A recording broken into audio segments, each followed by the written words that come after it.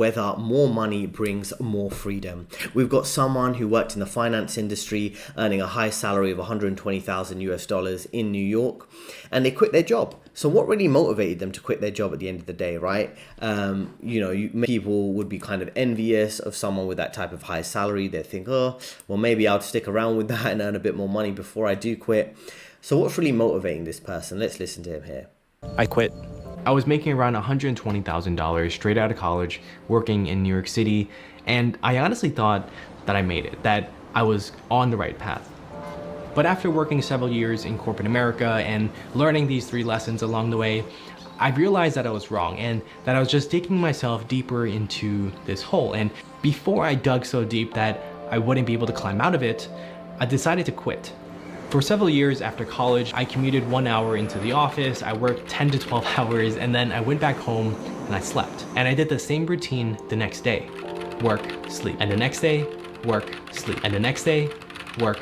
And I seriously thought that this was it, that for the next 16,060 days that I'd be doing this until I retired. But at least on the bright side, there were 2 moments every day that I look forward to. One was when I got up from my desk, went to the bathroom, and used my phone. And the other was when I got up from my desk and I walked out those doors. So that's it, right? So one of the key points there, why do people tend to quit those high paying jobs? Firstly, it's the monotony of the 9 to 5. Work, sleep, work, sleep. Maybe it's work, eat, sleep, gym, work, eat, sleep, gym, work, eat, sleep, gym. This is not a normal life. Humans typically had some more variety in their life, even if they had a routine, and there's nothing wrong with having a routine, but they'd switched it up because they'd have some control over their life. And now people really don't have a lot of control over their life. So people might want to spend a bit more time in nature. Maybe some days they want to spend more time doing physical activity, and other days they want to spend more time doing mental activity, like maybe their job or reading a book, things like that.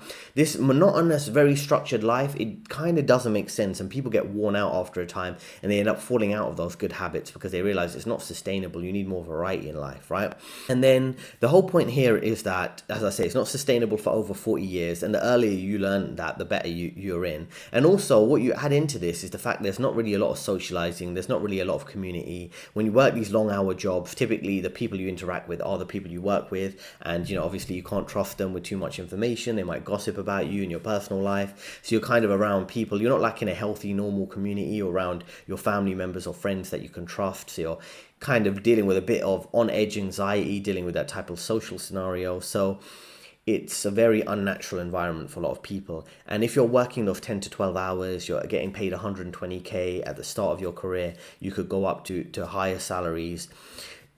People can do that, but the question is for how long? How long can you work 10 to 12 hours a day staring at a screen, doing this type of competitive work where everyone's trying to stay late to do more work to impress the manager? It's just really not sustainable over the long term.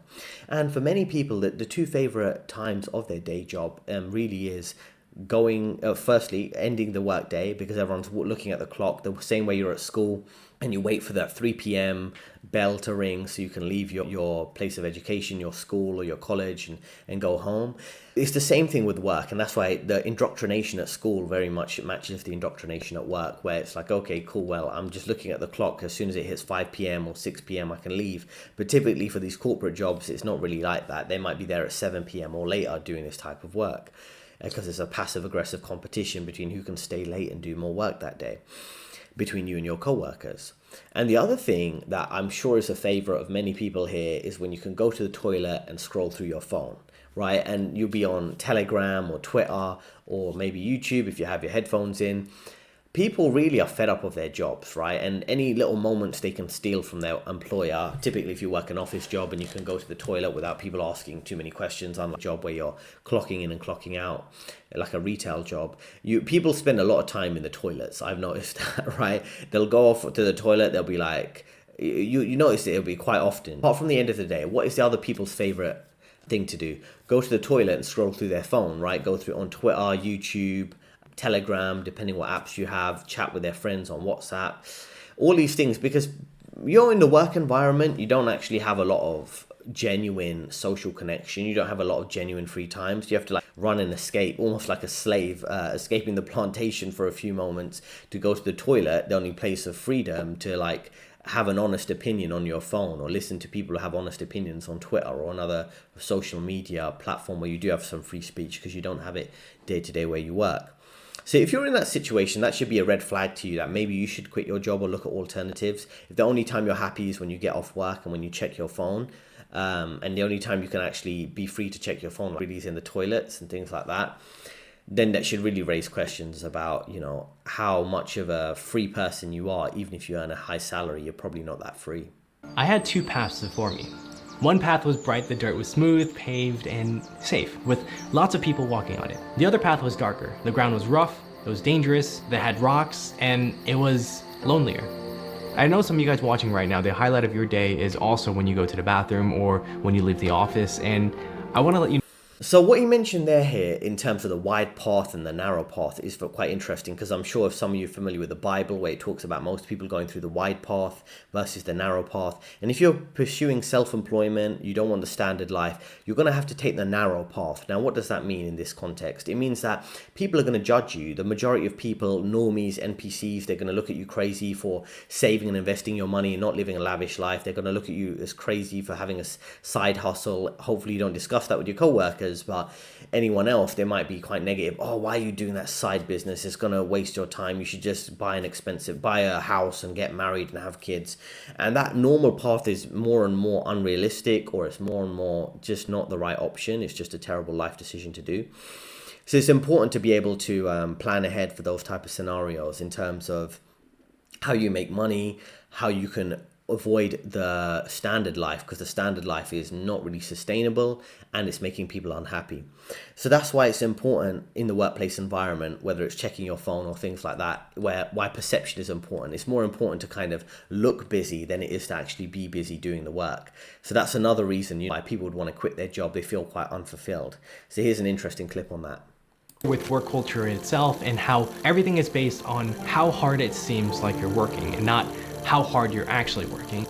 I remember time and time again when I had to stay in the office until 8 p.m., 9 p.m., and even past midnight sometimes in order to finish an assignment that day, as if the world was gonna implode if it wasn't finished that day. And I wasn't the only one in the office either. There were honestly a bunch of people, with everyone secretly wanting to outwork the other person. And truly it was an endless toxic cycle of people bragging about how long they spent in the office, that the company paid for their dinner and their Uber ride home, which by the way, the company paid for if you stayed past 9 p.m. I absolutely hated it, but it's just a thing that people did. And since I wanted to belong, I joined in on this cycle, which probably perpetuated the cycle. And looking back. So let's focus on a few key points there. So firstly, in terms of work culture, like I say, a lot of these relatively high paying jobs that you can go into straight out after your degree and your studies, the work culture will be quite superficial, and the superficial element of it is draining more than the work. Because if you work in a super efficient way, finish your work on time so you can leave on time, people will perceive you as not being a good worker, even though you've been efficient and productive. Oh, you're staying late, then you're valued more, even if your work is kind of average, mediocre, just because you're keeping up the workplace culture, whatever that is. In this case, it'd be staying late and getting your work done that way. And the other thing is that superficial element is more draining than the work, because you have to keep up appearances rather than actually focus on the work. And what ends up happening is everything's about perception, and perception being more important than reality, right? Rather than getting the assignment done. So the thing is like you'll be asked to complete a lot of work for that day, for that deadline, but at the end of the day, that it's not really as urgent as they tell you it is. So you might be thinking, oh, I have to do all this work very quickly for today, for the management, for the client, but it's really due in a couple days or due in a couple weeks. But they put you under pressure constantly, testing you with this stuff. And then this whole concept of outworking others, if you have this type of environment, it's kind of a red flag for the workplace environment. But unfortunately, a lot of those high paying jobs are like that, where you do have this competition to stay late and brag about your office time and time in the office rather than the quality of your work.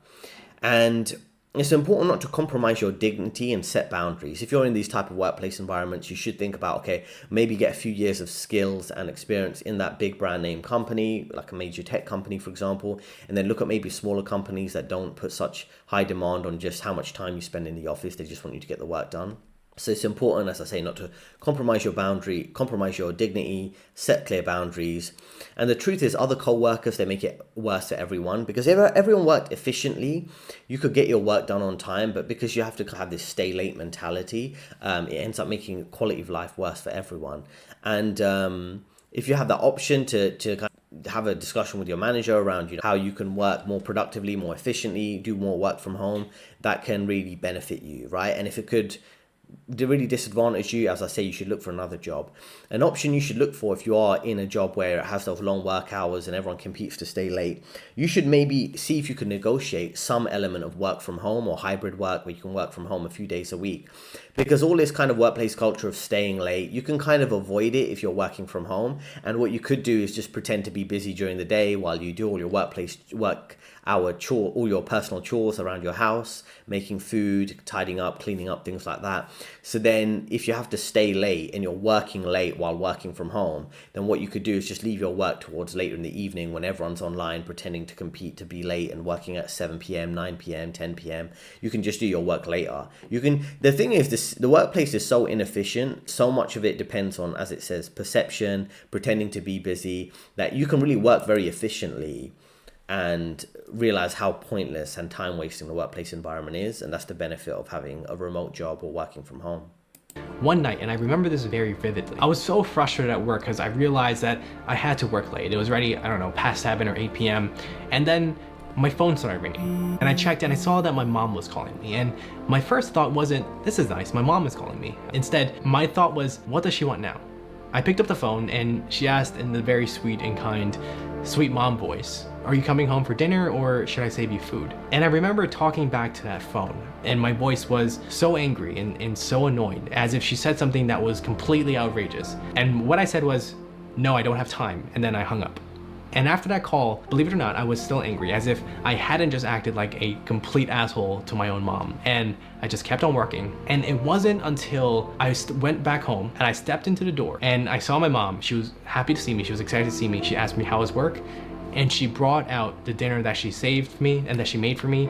And the only thought I had at that moment was, wow, I'm a total asshole. I chose to spend extra hours. So that's very interesting to consider here. So let's go through that. So what have we got here? We have a scenario whereby you have a trigger moment. And typically, if you are working some of these high paying jobs, you have a trigger moment. Like, is it really worth it? What's the problem with the corporate job is you can't really switch off even late in the evening when you want to spend time with family. That kind of negative energy might carry over to how you deal with family members.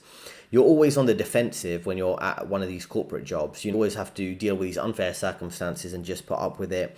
And that's when you compare that to building your own life based on your own values, your own goals, there really is a transfer of energy there.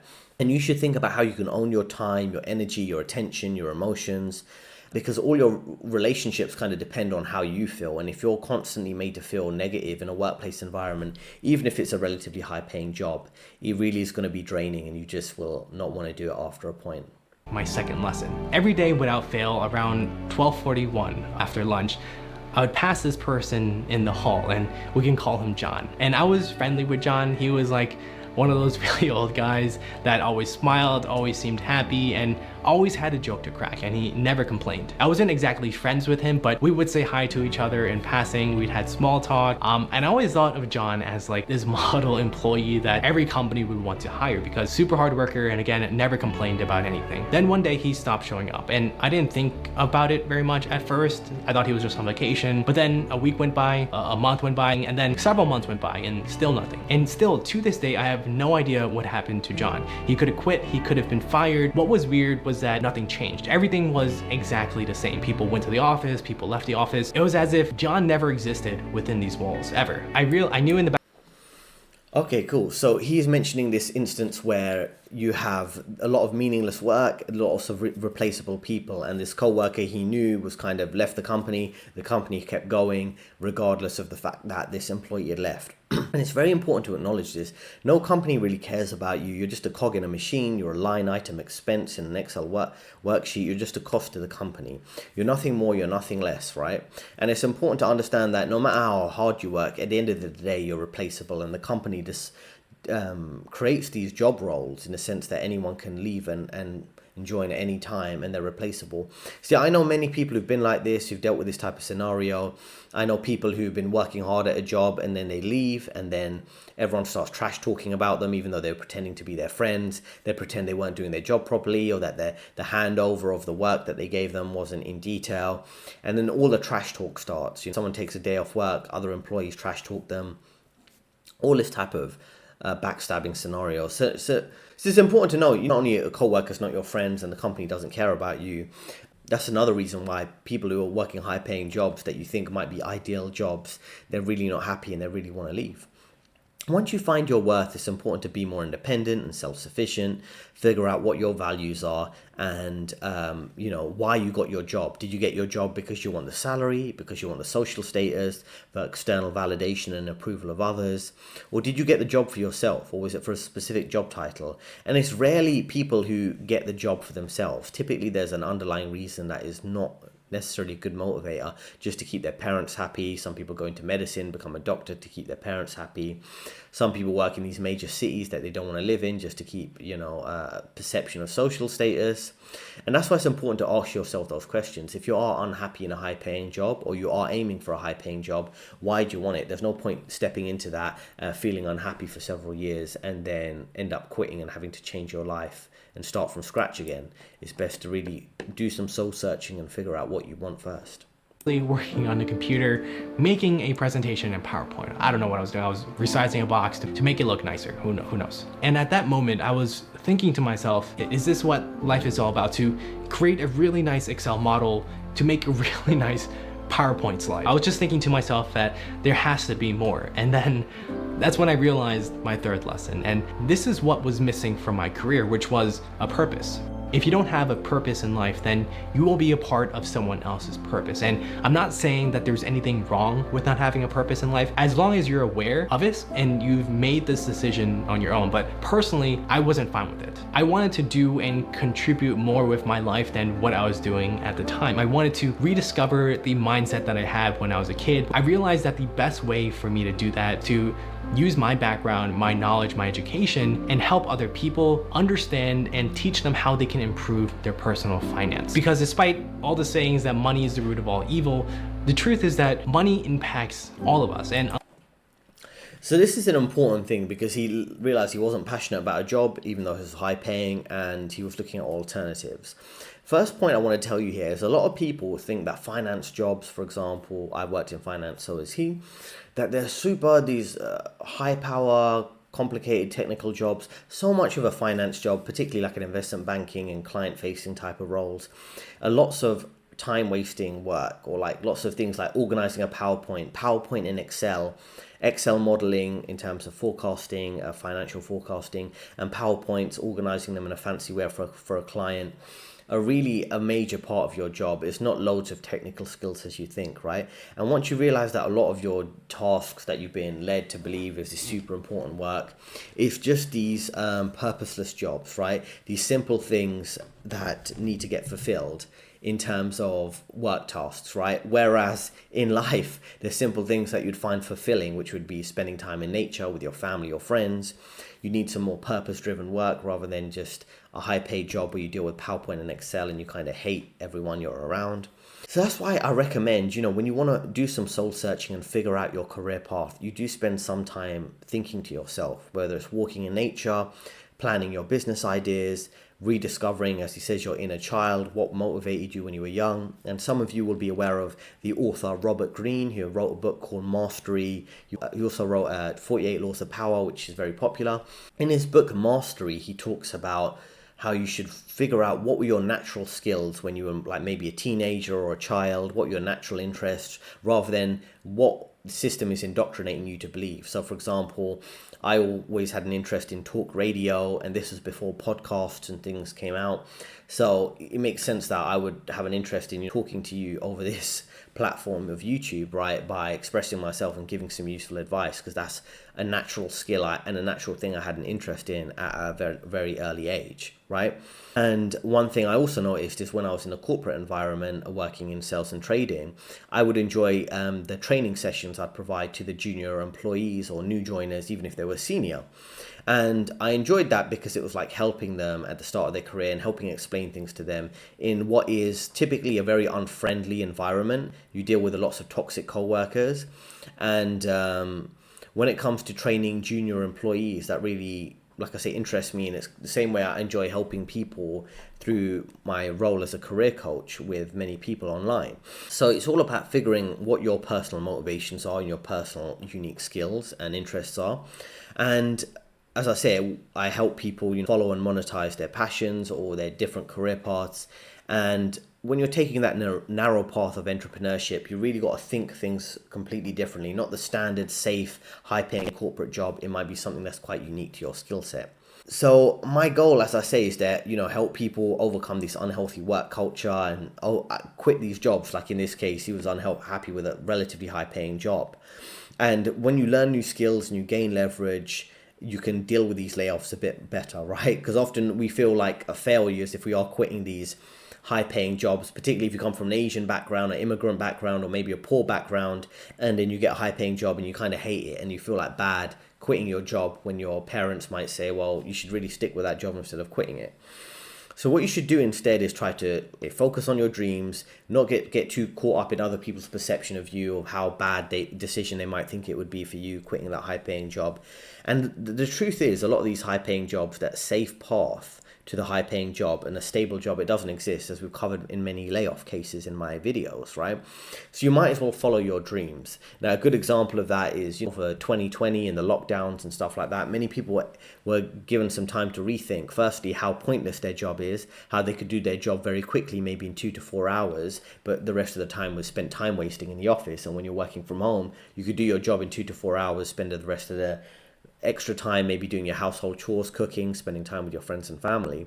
So once you get your head around this, you should also understand and figure out what you actually want, because many people want the standard path, even though the standard path is more difficult now and it's kind of unfulfilling, getting a standard 9 to 5, an expensive house, an expensive car, impressing people who actually hate you or passive aggressive competition with you, right? You don't want to be caught up in trying to impress those people. So avoid the high cost, long time purchases, particularly if you're unhappy in your job. Use the concept of buying less house, which is another concept of buying a smaller house, essentially. There's no point buying a big house just to keep up with the Joneses and compete with other people. If you're unhappy, always focus on being a minimalist so you can quit your job easier and accelerate that timeline to quitting your job. I want to help people provide them with financial freedom and optimizing their career in a way that works for them. And that's why I have a career advice service, which is linked in the description. So I can help you buy your time back effectively by working in a more efficient way and understanding and navigating those office politics. The thing is, if you've got not much left to lose in terms of sticking with a standard career path, you might as well find a way to chase your dreams. And that's something I can help with through my career coaching service. As I say, link in the description if you want to speak with me. Now, let me know in the comments, what would you do? Would you actually want to quit a $120,000 a year job? I'm assuming after tax and student loan and some of the high living costs and the high rent costs, it probably isn't as high as we think it would be in New York, given New York has those type of disadvantages. But let me know if you would quit that type of job, or you'd stick around for a couple of years to make some money and then work on your own thing or move to a cheaper location. Very interesting to hear your perspective in the comments. Thanks for listening. 2 recommended videos on the screen right now, and I'll see you next time.